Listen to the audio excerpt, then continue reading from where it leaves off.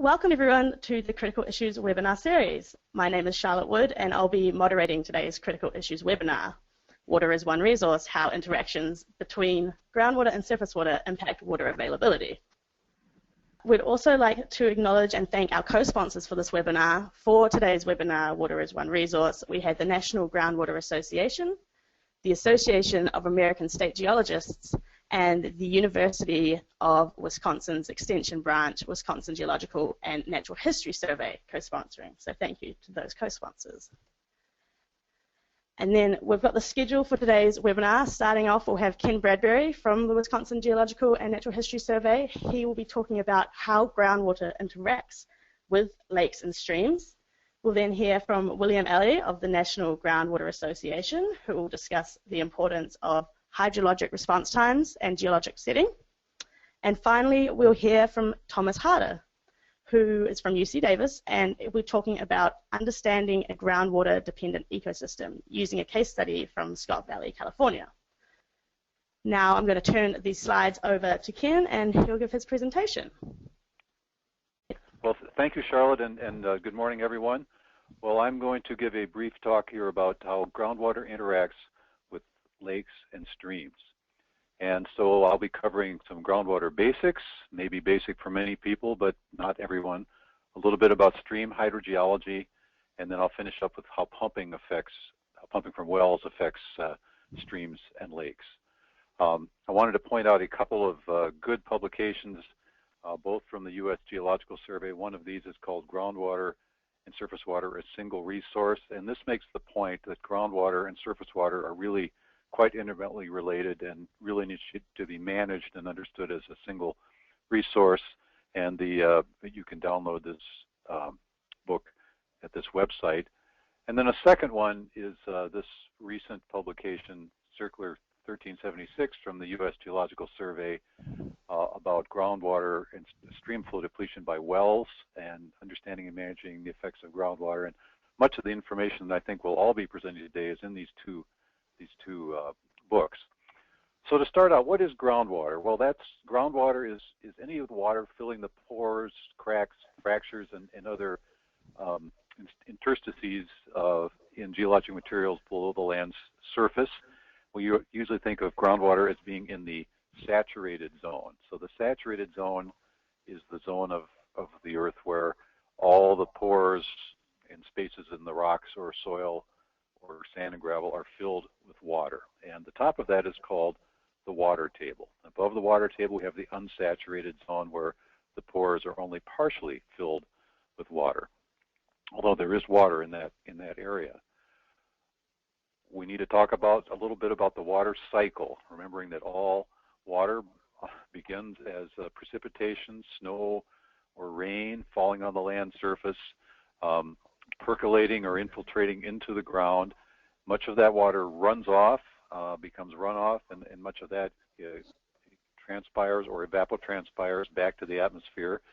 A smaller percentage percolates into the ground and eventually crosses the water table and becomes part of the groundwater flow system. Groundwater moves through the groundwater flow system through aquifers. Aquifers are geologic units that are permeable enough to transport and transmit and store significant quantities of groundwater. Some of this groundwater is eventually going to discharge to usually a surface water body like a lake or a stream or a wetland. Some of it gets intercepted and discharges into wells. Groundwater moves in 3 dimensions. This diagram is most relevant for humid climates where the water table is a subdued representation of the topography, but we have higher water levels under hills and lower water levels near the stream.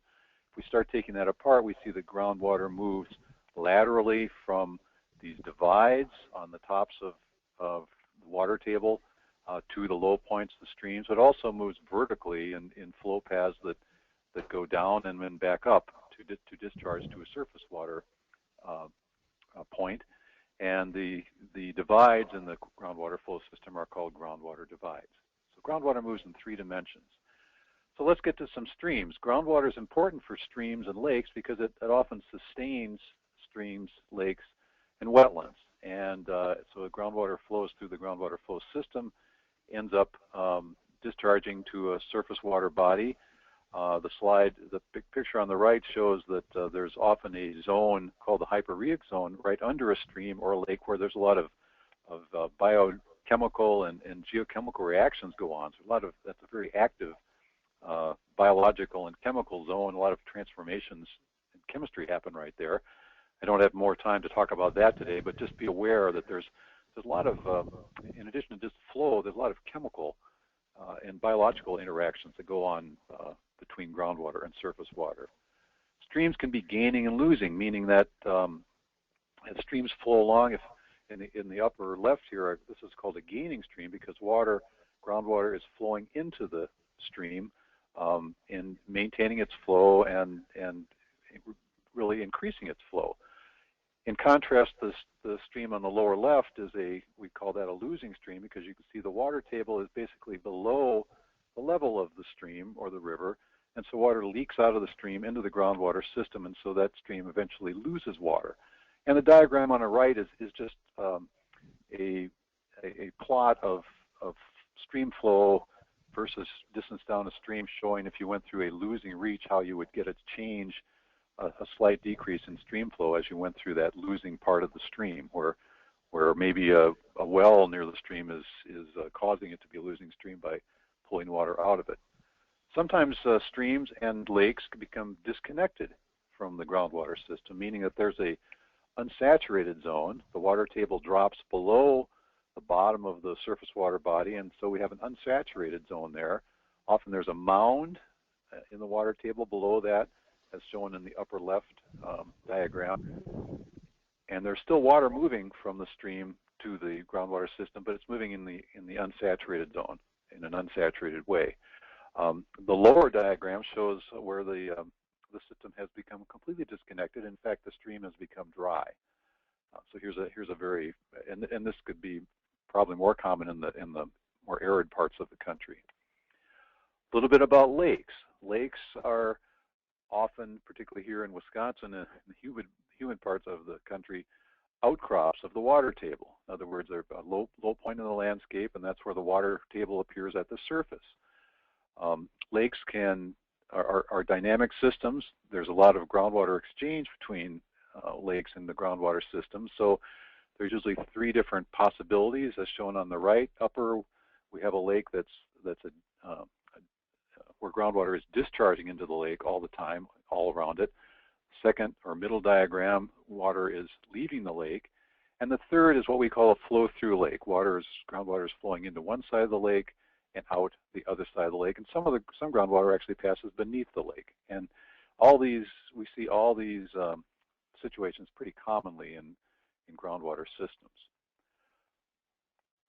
A little bit about base flow. Groundwater sustains streams like this trout stream shown on the lower left by maintaining base flow. The groundwater discharge is the reason these streams flow cool and steadily even during the hot parts of the year. Here in Wisconsin, we have a lot of great trout streams, particularly in the southwest part of our state, that flow all the time, even in the middle of the summer when it hasn't rained for days or weeks. And that's because there's a lot of groundwater discharge.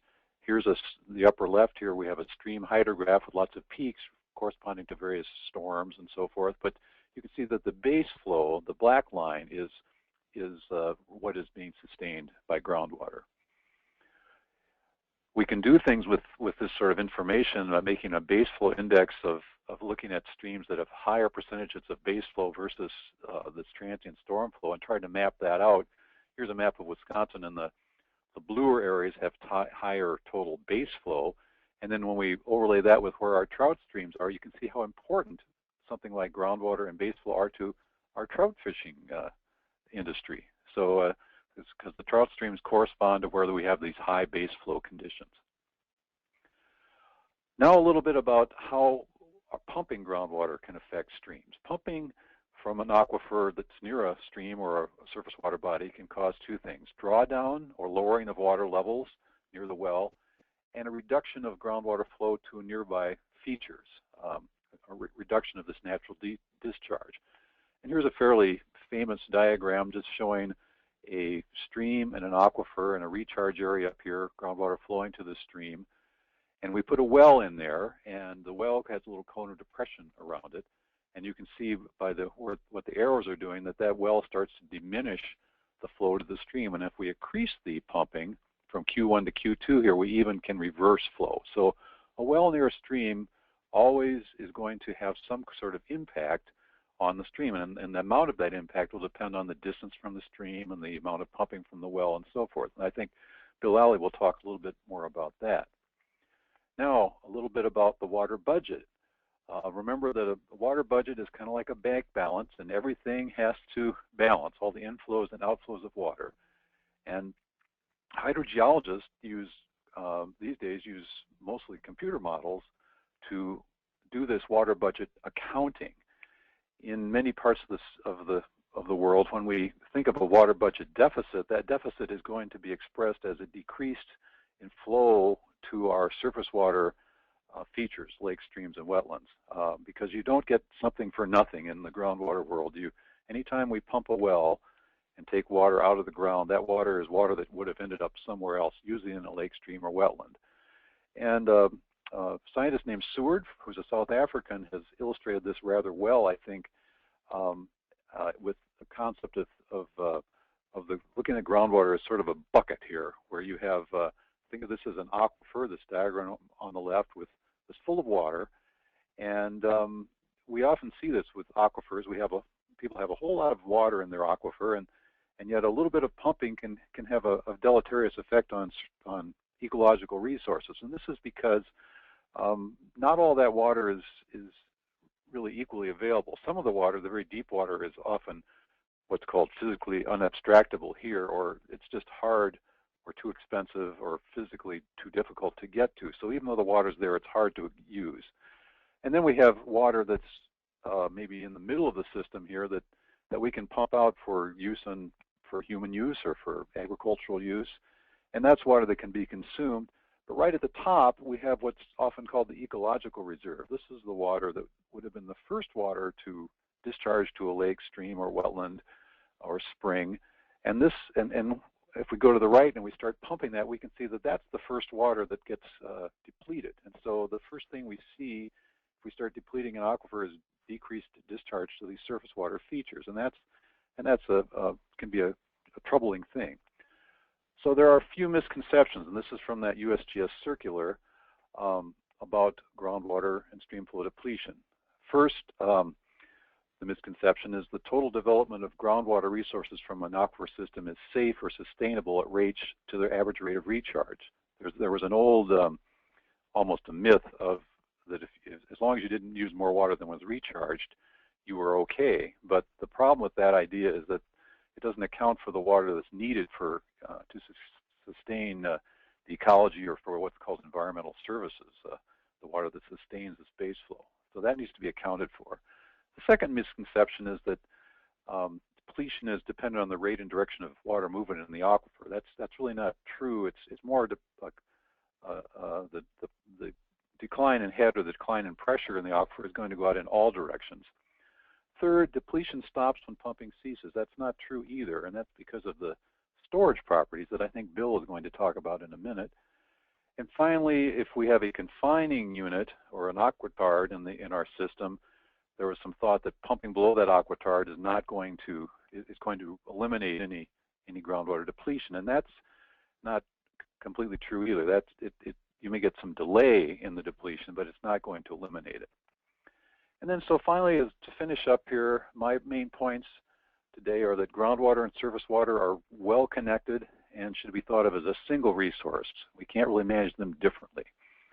All water comes from somewhere, which seems obvious, but we need to remember that the water balance is critical for management decisions, and anytime you perturb the water balance, you're changing something. Groundwater discharge becomes a base flow and sustains the flow in streams and then lakes. And pumping from wells near streams can reduce stream flow, and these impacts depend on pumping rates and the local hydrogeologic setting. I think Bill and Thomas will talk more about this. And that's it for me, Charlotte. Great, thank you very much, Ken. I'm going to pass it over to Bill now for his presentation on the importance of hydrological response times and geologic setting. Okay, I'm going to focus a fair bit on hydrologic response times, which is really one of the key issues in trying to manage groundwater and surface water interactively. So as particularly Ken mentioned, there are several sources of water to a pumping well, shown in the bottom figure there. One is you can either increase recharge or decrease discharge, and those are collectively known as capture. You're essentially capturing water that would have gone to a surface water body. Or, as most people think about, you can remove water from the system. And the extent to which you do that is really unique depending upon the groundwater system. This is a bit dated in terms of the data, but the same results show today in many of these systems. Essentially, what each of those pie charts shows is the amount of water that's coming from recharge, from increased recharge, from decreased discharge, or from decreased storage. So the red you see there is decreased storage, and I think one of the most notable things there is that you see there's really less decreased discharge or decreased storage in most of these systems than most people might think. In fact, recently a couple of USGS scientists, Lenny Konikow and Stan Leek, looked at a large number of models across the United States, and they found that pumping groundwater, about 85% of the water has actually come from capture, and only about 15% from storage decline. So ultimately, the surface water systems, in many respects, are feeling the effects of pumping.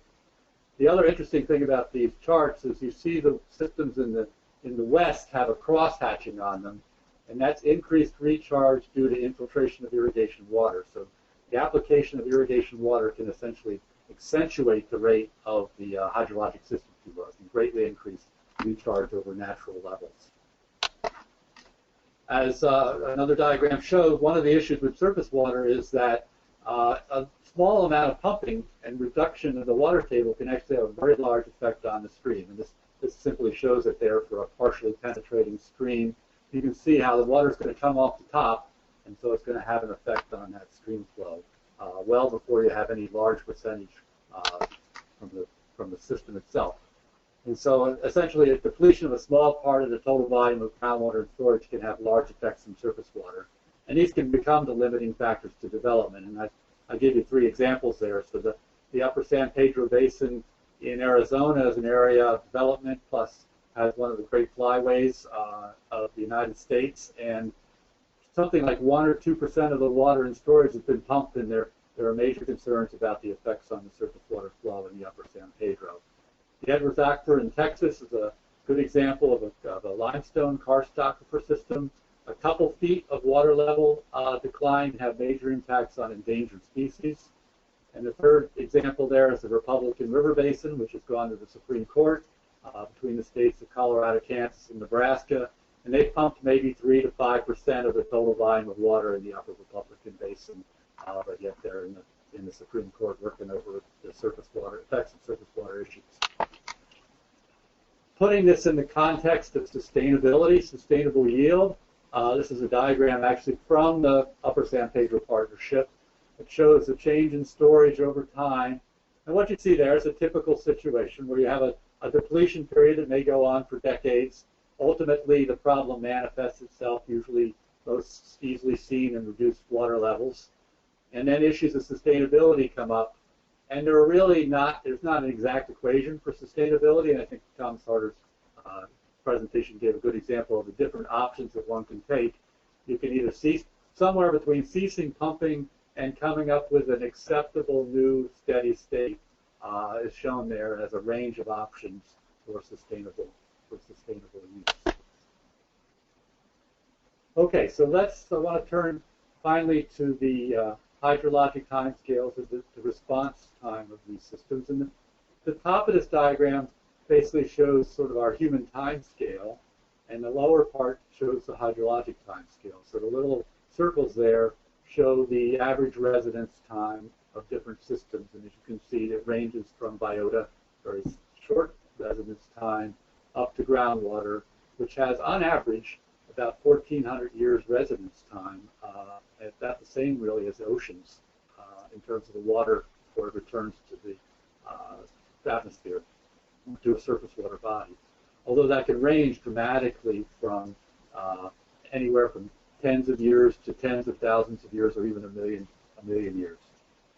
At the top, in comparison to that, we have our most groundwater policy horizons have typically been more in the 5 to 20 year time frame, although they're increasingly becoming more 50-year time frame. But that's much greater, of course, than a typical government term. It's one of the issues associated with trying to manage these systems. But if you want to manage groundwater resources sustainable, we need to consider the time scale of the consequences. So let's look at some of those. Again, this diagram shows the fraction of pumping that comes from capture versus storage for a typical system. And what it shows is when you first start pumping a well, shown by the blue line there, all of your water is coming from storage. And that decreases over time for this well pumped into a stream. Gradually, you're pumping more and more water that is capture, and that capture includes increased inflow from surface water or decreased outflow, depending on whether the stream is gaining or losing, and also reduced evapotranspiration. And the timing of this depletion depends on the storage and transmissive properties of the aquifer, as well as the distance to the connected surface water features. And notice that time scale there, which is shown in tens of years, can range to hundreds or thousands or much shorter periods of time, also depending upon the particular system. So for 3 examples, we'll go to the Colorado Plateau in Arizona, and shown on the lower left there is a Lower Clear Creek, which we'll talk about. We'll go to Paradise Valley in Nevada, and finally end up in Chesapeake Bay. We'll focus also here on the water quality aspects of this time delay in these groundwater surface water systems.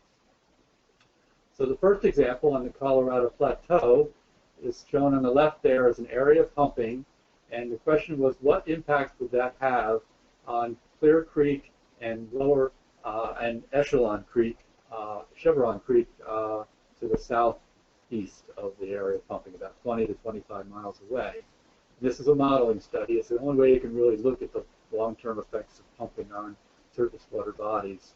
And you can see there stream flow capture is shown versus time. So the simulation essentially simulated the withdrawal of water at about 9 CFS, and you can see that's much greater than the scale there of 0.1, 0.2, 0.3, for 50 years, and then the pumps were turned off.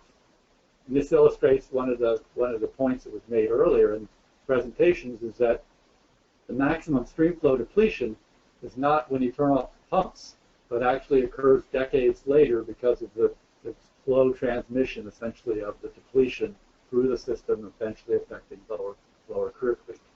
It's much less, the stream flow capture there, as you can see, is much less than the 9 CFS, which is the good news. It's spread out over time. The bad news is that it's spread out over time, and so somewhere down the pipe, the effects will be felt.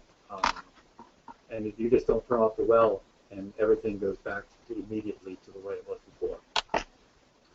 Second example shows a very long system, so you can see how long these effects can take.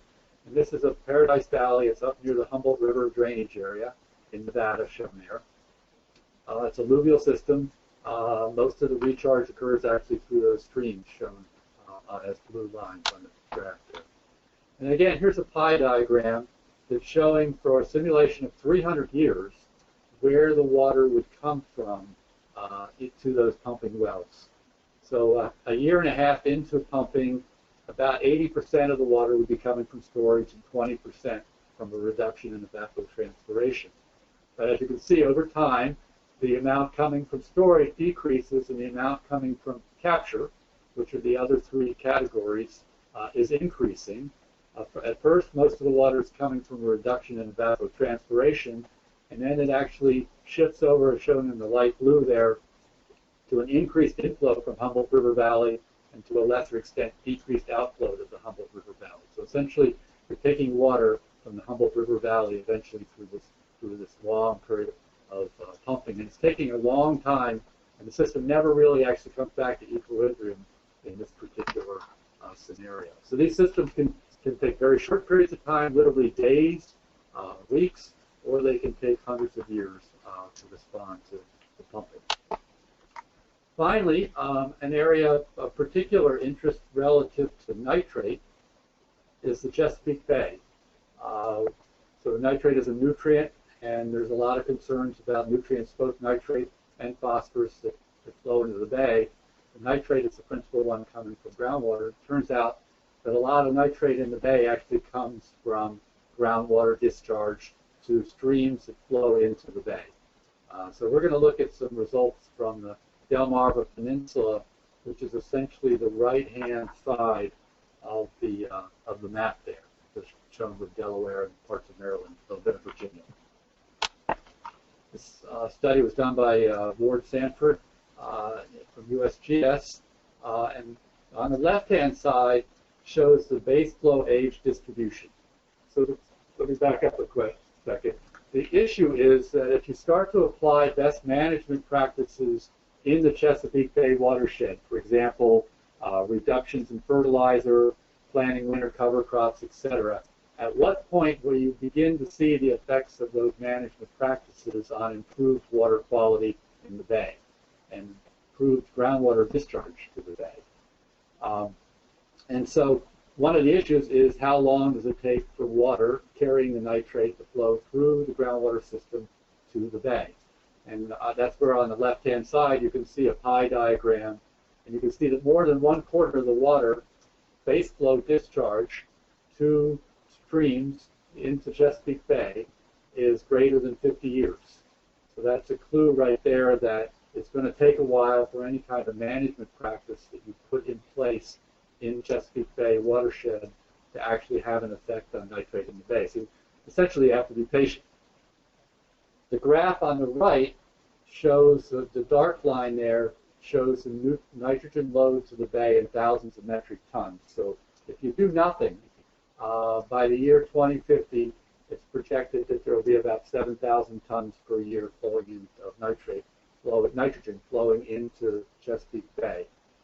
The current goal, the TMDL, the total maximum daily load target, is to reduce the current load to the bay, which is somewhere around 6,500 or so, down by 25% to 5,000 tons per year, shown there by the dashed line. So the different color lines show the effects of different levels of reduction and the time it takes for those to be affected on the bay. So if you have a 13% load reduction, you can essentially bring the system into somewhat steady state at current levels. If you have a 40% reduction, then you gradually get back down to the 5,000 level, but essentially that doesn't occur until 2050. It takes 100% load reduction to get down there even by 2020. So it gives, through these kind of scenarios, you can start to see how one might expect it to play out if you reduce nitrogen loads to the bay. This has a lot of implications in terms of how you monitor the system and, again, what your expectations might be. So with that, I think we now can turn to the question period. All right. I'm going to change our presenter over to Thomas for now. Thank you, Charlotte. So my name is Thomas Harter. I'm going to look at a case study of this groundwater surface water interface. What I will do is I will look at the hydrology and a little bit of the background on this case study, but then also highlight some of the policy and management activities that go into addressing issues around this groundwater surface water interface. I don't want to start without acknowledging the great work of Gus Tolle and Jacob Newman, both students here at the University of California, Davis, and at the University of Darmstadt, where Professor Laura Folia is working, who's been working with me on some of the modeling analysis that we're doing. The Scott Valley is by California standards, relatively small groundwater basin cuddled against the California-Oregon border. It is a part of a much larger, relatively mountainous watershed in northwestern California. The Scott River actually flows into the Klamath River. It's a tributary to the Klamath River, which is the watershed that covers the western half of the Oregon-California border. As most groundwater basins in California, and which is why the Scott Valley is very interesting to many water managers across California, it is an alluvial basin nestled into fractured hard rock. This particular one is relatively shallow with sediments that are from 150 to from 50 to about 150 feet thick, in some places maybe a little bit more. The Scott River flows in from the south side of the valley and flows out at the northwest side of the valley. Has several tributaries, mostly from the west side, where the watershed rises to some of the highest mountains that we have in the California coast range, going up to 8,000 feet. It is a 500,000 acre watershed. At the valley floor, we have precipitation that's on the order of about 21 inches per year. But that precipitation is very unevenly distributed, which is very different from, say, the humid climates that Ken mentioned in Wisconsin. Our precipitation in California, for those of you that are from the Southwest, very familiar with that, we have rain focused in the winter months between October and April, with very little precipitation, mostly related to thunderstorms in the summer. The Scott River has an average annual runoff on the order of close to 500,000 acre feet per year, which is about 5 times the amount of consumptive water use in the irrigated agricultural landscape on the valley floor, which takes up about 30,000 acres. The interesting thing about the Scott Valley is that, unlike many other groundwater basins or many other basins in California, it doesn't really have any surface water storage reservoirs. The largest storage reservoir in the Scott Valley are the mountains. It's the snowpack in the mountains surrounding the south and west side of the valley, and that snowpack has a significant influence on stream flow in the Scott River. And the Scott River, being one of 4 major tributaries to the Klamath River, downstream from a large dam on the Klamath River, the Scott River is a very important spawning habitat for both Chinook salmon and coho salmon. Scott River also is being used for irrigation. There are numerous small riparian surface water diversions. There are a couple larger diversions associated with small irrigation districts. The Scott Valley floor, the agriculture is almost exclusively pasture and alfalfa, with much of the alfalfa along the streams and the pastures more to the sides of the valley. Until the 1970s and throughout much of the 20th century, the irrigation in the Scott Valley was flood irrigation with surface water, as you can see in the lower left picture here, which is still the case on most of the pastures that we have in the Scott Valley, shown here in green. But in the 1970s, there was a fairly large-scale conversion to a much more efficient way of irrigating with wheel line sprinklers. But in order to do that, the farmers that use these wheel lines, which have to be pressurized, switched from surface water to groundwater, built wells, and since the 1970s have done so mostly in the spring and summer months to irrigate about 3 cuttings of alfalfa. More recently, the wheel lines in many places have been replaced with center pivots. Those are the areas that you see here in blue, which are even more efficient than the wheel lines, but also depend on groundwater for irrigation between April and August. So with that groundwater pumping, as Ken has pointed out, depending on the distance of the well and the hydrogeology, once you start pumping, you start creating a cone of depression near that well. You lower the slope of the water table near the stream, and as a result, over time, you slowly start capturing more and more of that stream water into that well. There are significant dynamics associated with this process. The capture of stream water to the well is not instantaneous. It's a time-delayed process. And similarly, when we stop pumping later in the summer, that effect is not seen by the river for some time. As a result of the groundwater pumping, of this conversion to sprinkler and center pivot irrigation, although it's much more efficient than the flood irrigation, because it relies on groundwater pumping, we have seen significant decreases in the low stream flows that occur during the dry summer months in August and September. The upper graph shows the stream flows in blue. You can see the precipitation. Those are the dropping green bars here at the top. And here at the bottom, you can see two hydrographs from wells that are near the Scott River.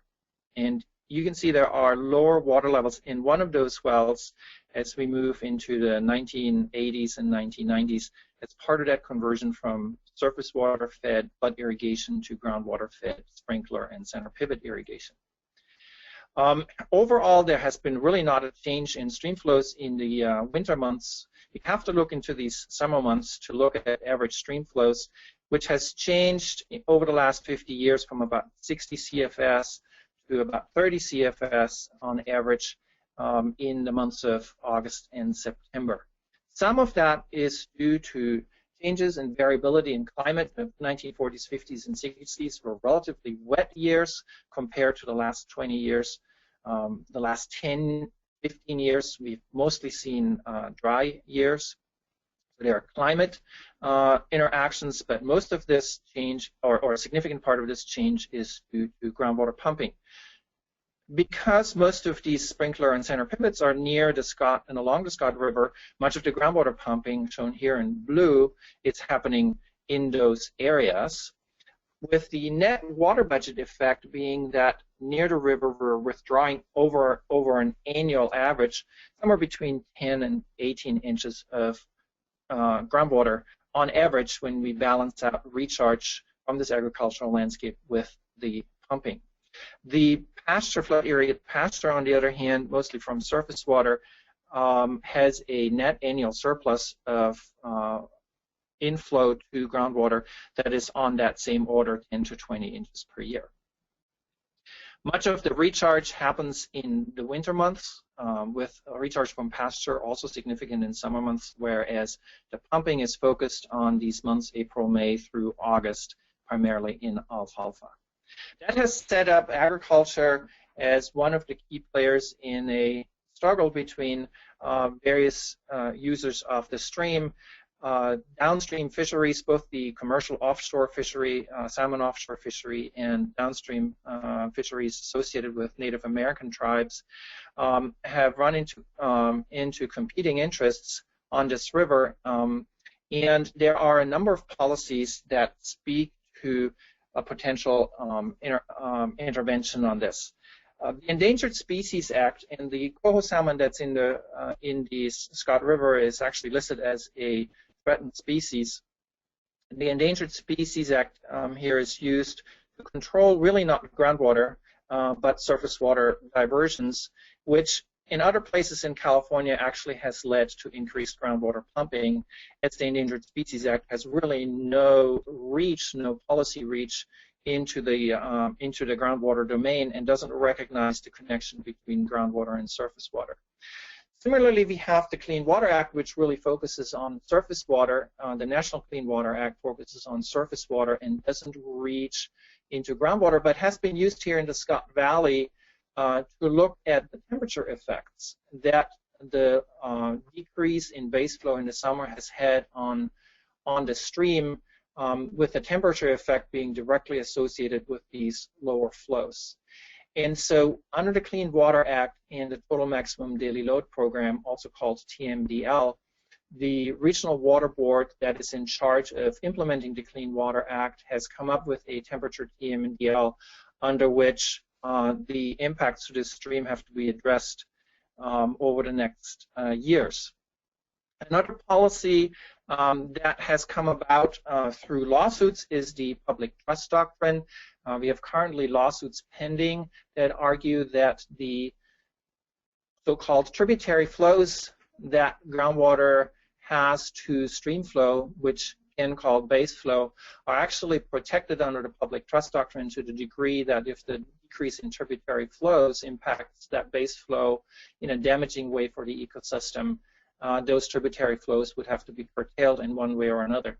Those court cases are still pending, but if that public trust doctrine is confirmed, that would be the first case that is actually being applied to quote-unquote tributary flows of groundwater to surface water in a court and could have major consequences on how we manage groundwater in that system.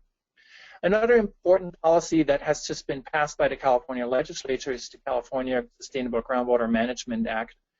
That Management Act has explicitly acknowledged the connection between groundwater and surface water. Really the first legislation we have had in the state to acknowledge the connection, the physical connection between groundwater and surface water.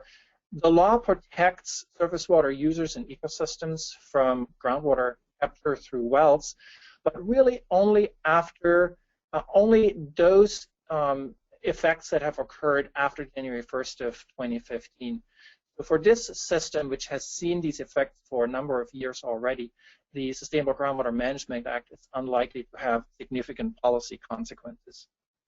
The main impetus comes from the temperature TMDL, and the agency has sought a very collaborative approach, trying to bring stakeholders to the table, identify common goals, identify potential range of solutions through scientific analysis and modeling, and then select somewhere down the road agreeable management options that would be evaluated through modeling initially and through field testing, and then implemented in adaptive fashion.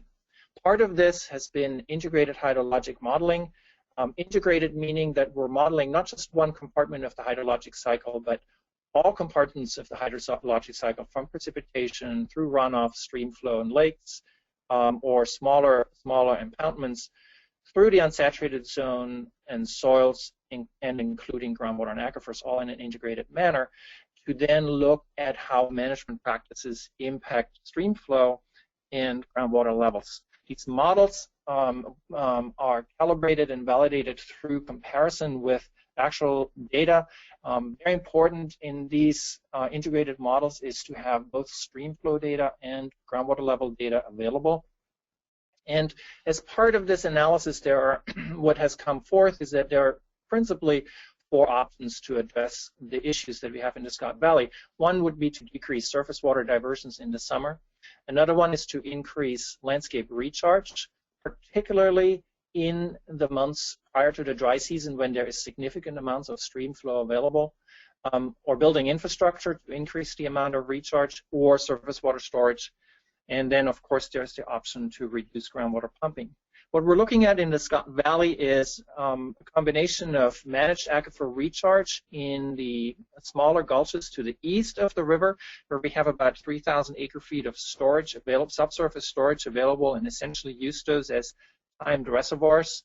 We're also looking into what we call in-lieu recharge and intentional recharge in the agricultural landscape, by increasing the amount of surface water irrigation and ceasing groundwater pumping during times when sufficient stream flow is available in the spring months for irrigating crops near the stream. Another alternative that we're looking at are beaver dams, which would raise stream levels and surrounding water tables in the spring and early summer months. And what we're looking at is how that would impact the later stream flows in the Scott River, and whether that has in fact beneficial use to August and September flows.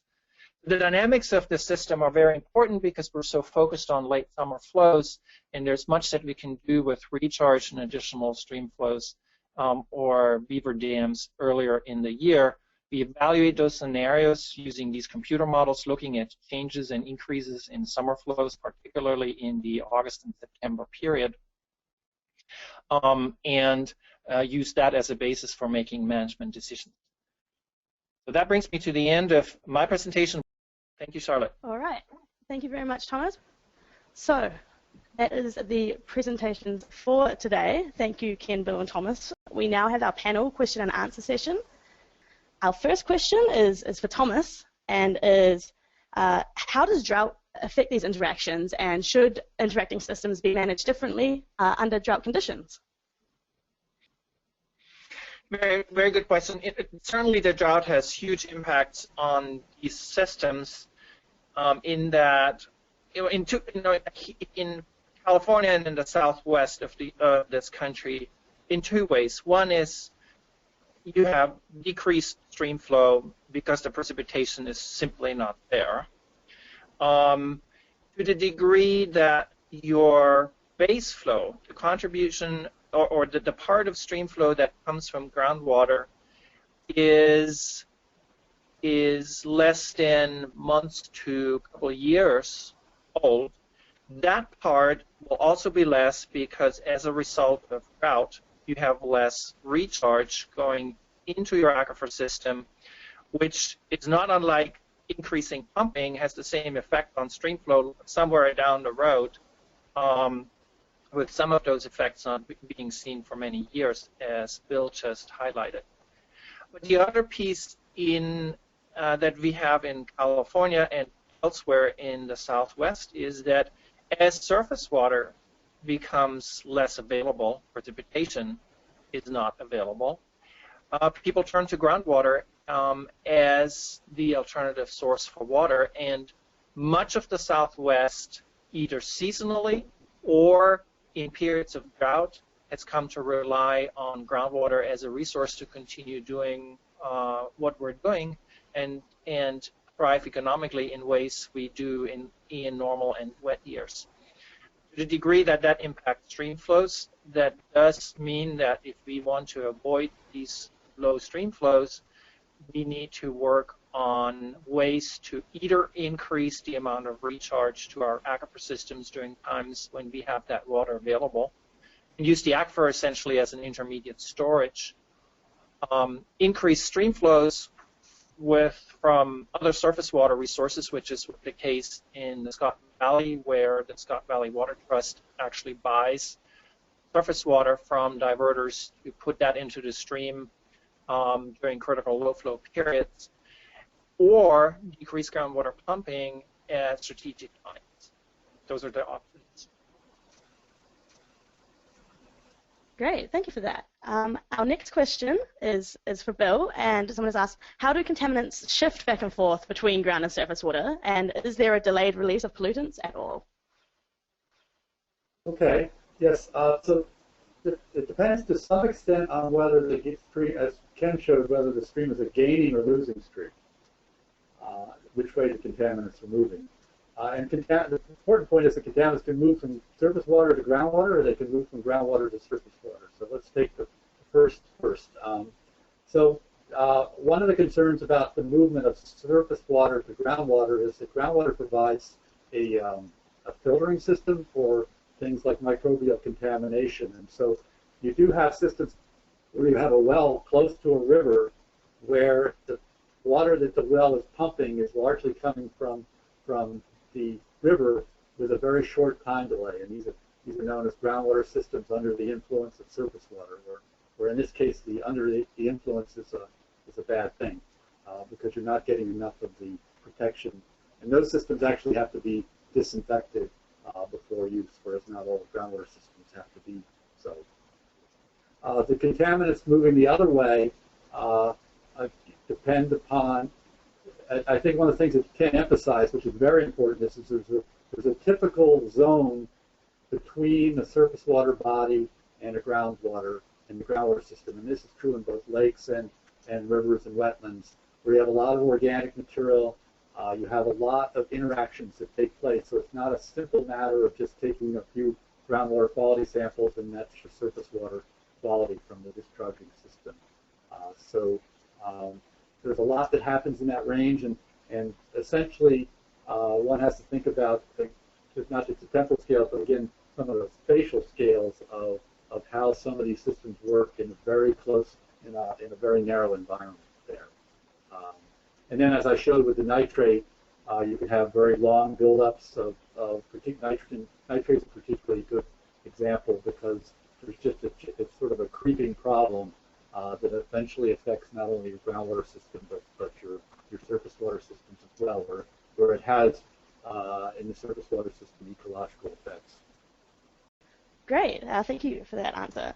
We've got another question that's come in, and it is that regarding the misconception number 4 that was talked about earlier on the impacts of pumping from confined aquifers on base flow from your presentation, Ken, can anyone elaborate on how pumping from a confined aquifer can impact a stream's base flow?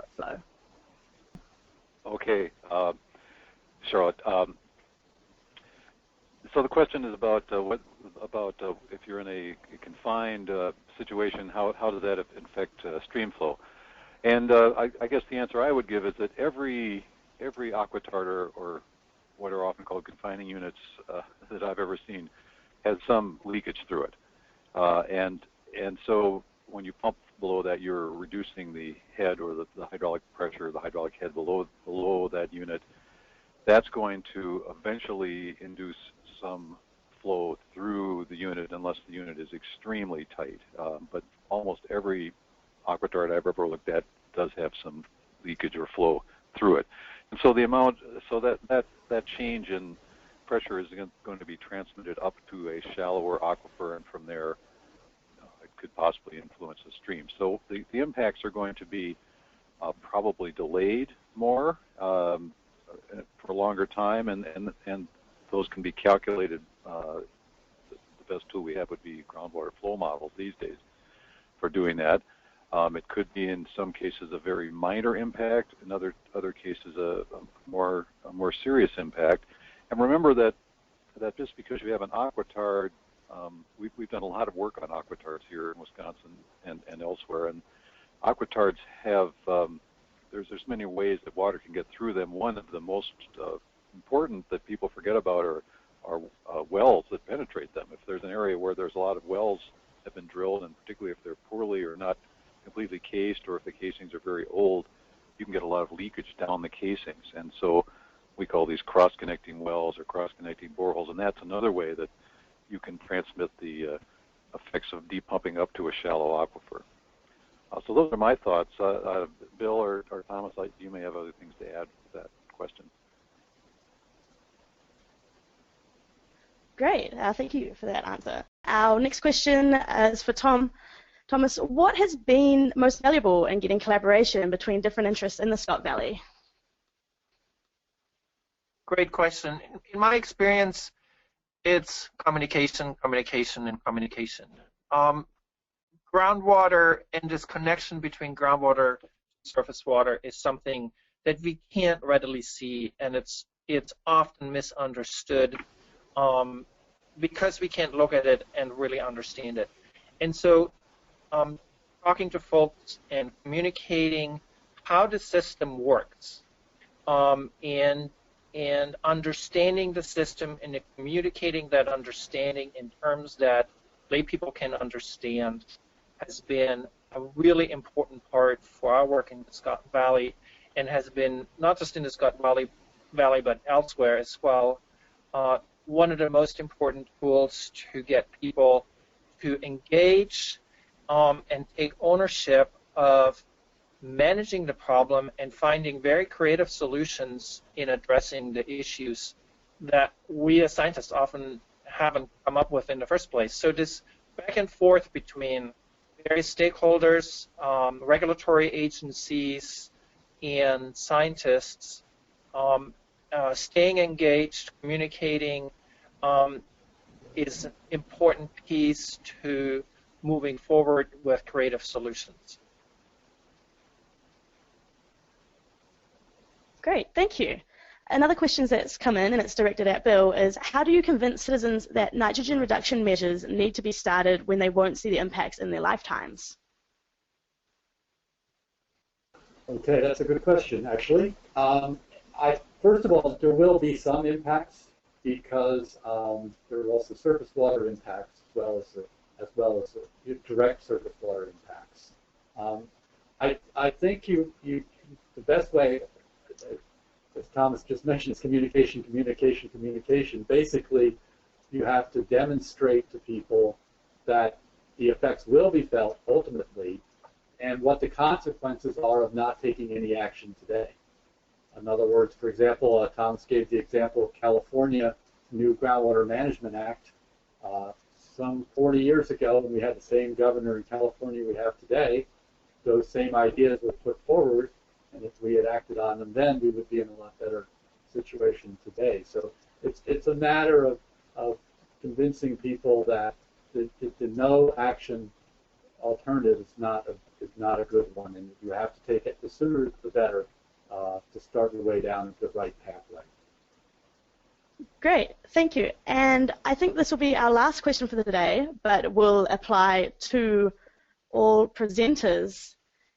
And it is, what kinds of changes can states and communities make now to help sustain the groundwater supplies in coming decades?